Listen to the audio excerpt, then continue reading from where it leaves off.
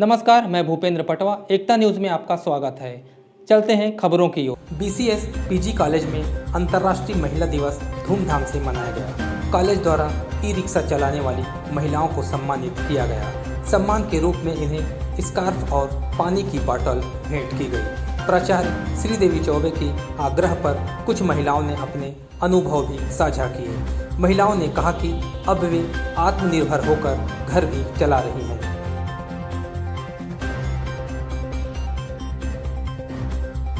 सहयोग दिया तब तो आप ई रिक्शा चलाने के लिए प्रेरित हुई।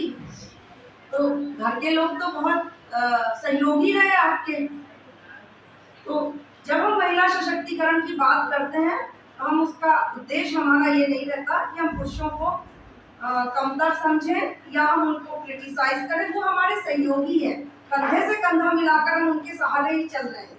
तो सहारा मतलब इन द सेंस कि वो हमारे साथी हैं और हमारा कर्तव्य है कि हम घर गृहस्थी में दो पहिए हैं, पति और पत्नी, तो वो एक साथ मिलकर ही कार्य करते हैं। वो हमारे एक गाड़ी के दो पहिए हैं और दो मिलकर गृहस्थी को चलाते हैं।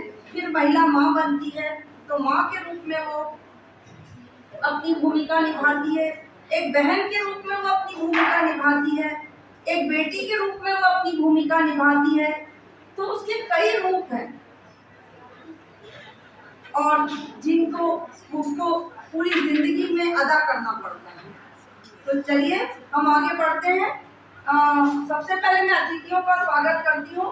तो अतिथियों का स्वागत करने के लिए मैं सबसे पहले अनिता राजपुरिया को आमंत्रित करती हूँ कि वो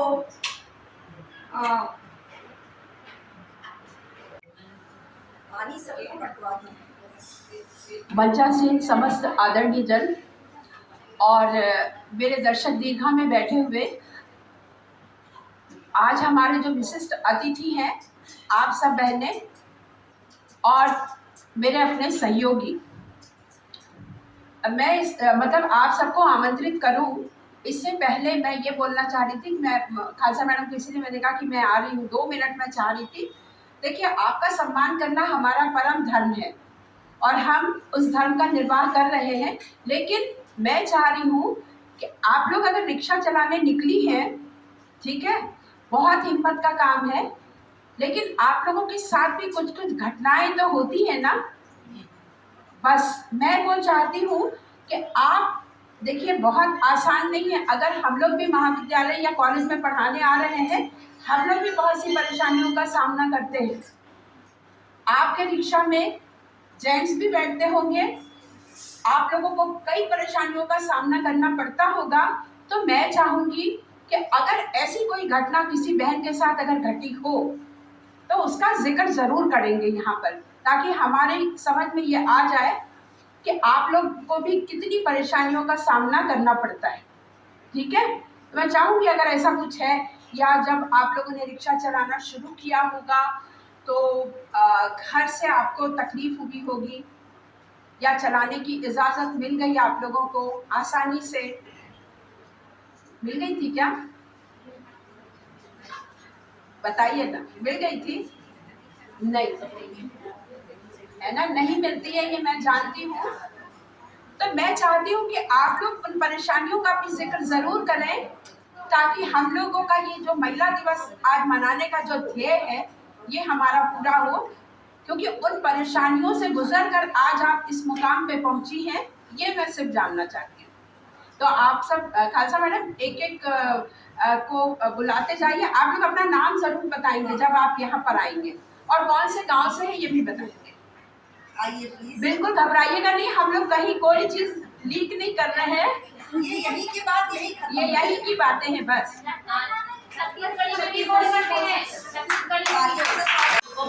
बधाई हो। और यहाँ पर हम लोग ई रिक्शा जब चलाने के लिए आए थे दीदी, तो हम लोगों को बहुत परेशानी हुई। हम लोग जब घर में थे ना, तो वहाँ पर रोक टोक करने वाला भी घर में सदस्य थे।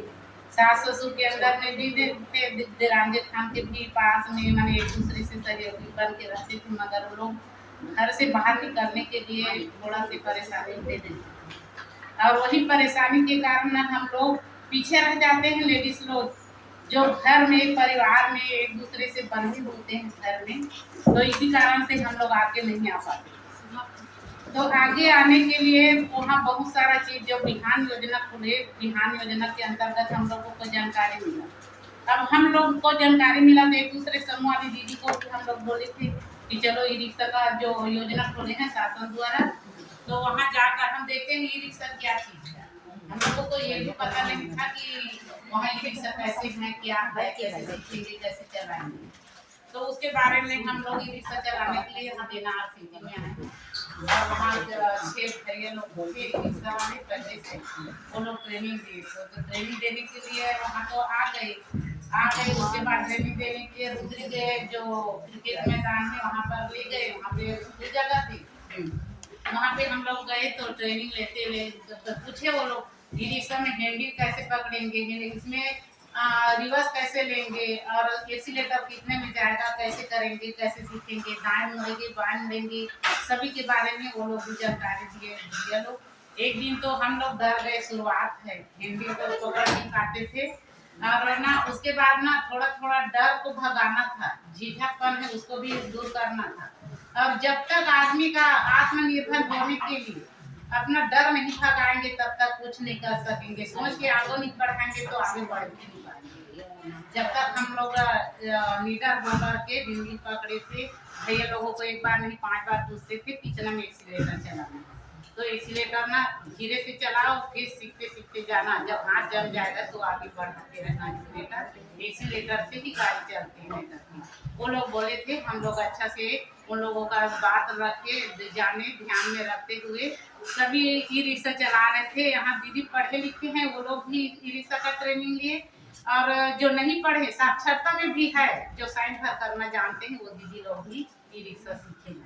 जब तक सोच आगे नहीं बढ़ेंगे, दिमाग नहीं लगाएंगे तो किसी का दिमाग नहीं चलेगा ना, आगे नहीं कर सकते। तो इसके लिए हम लोग अब ट्रेनिंग तो ले लिए दीदी, 15 दिन तक ट्रेनिंग ले लिए, फिर घर आए। इसी तरह नौकार महिला मंडल द्वारा स्कूली छात्राओं का सम्मान कर एक जोड़ी कपड़ा भेंट किया गया। मंडल की अध्यक्ष संतोष मिन्नी ने कहा कि महिलाओं का हर दिन संघर्ष से भरा होता है। आज के दौर में नारी पुरुषों से हर क्षेत्र में आगे है। उनकी संस्था हमेशा से जरूरतमंदों, असहाय लोगों की सेवा करने का बीड़ा। हम लोग महिला दिवस, अंतर्राष्ट्रीय महिला दिवस के उपलक्ष्य में यहाँ स्कूल में बच्चों को ड्रेस, फ्रॉक वगैरह कपड़े वितरण कर किए हैं। और महिला सृजन का दूसरा नाम है। महिलाएं आज शिक्षा, प्रशासन, शासन सभी क्षेत्रों में आगे बढ़ रही हैं। आज की महिलाओं को अबला नहीं सबला समझना चाहिए। ये हम लोग नूतन स्कूल है सिहावा चौक पास, वहाँ बच्चों को बेटी बढ़ाओ और बेटी बचाओ के ध्यान से हम लोग यहाँ बच्चों को तिलक और चंदन लगा के उन लोग को कपड़ा वितरित किए हैं। क्योंकि ये महिला दिवस के उपलक्ष्य में हम लोग ने माना कि हम लोग की तो सम्मान होते ही है, साथ में बच्चों का भी सम्मान हो। उस उपलक्ष्य में बच्चों को 40 बच्चों को हमने कपड़े बांटे हैं और 5 बच्चों की स्कूल में फीस दी है, क्योंकि उन लोग ना वंचित थे फीस देने से, इसलिए उन लोग को एग्जाम में बैठने नहीं दिया जा रहा था। तो इसलिए हम लोग ने 5 बच्चों की फीस देकर उन लोग को परीक्षा में बैठने की अनुमति दी। क्या उद्देश्य मानते हैं इसका?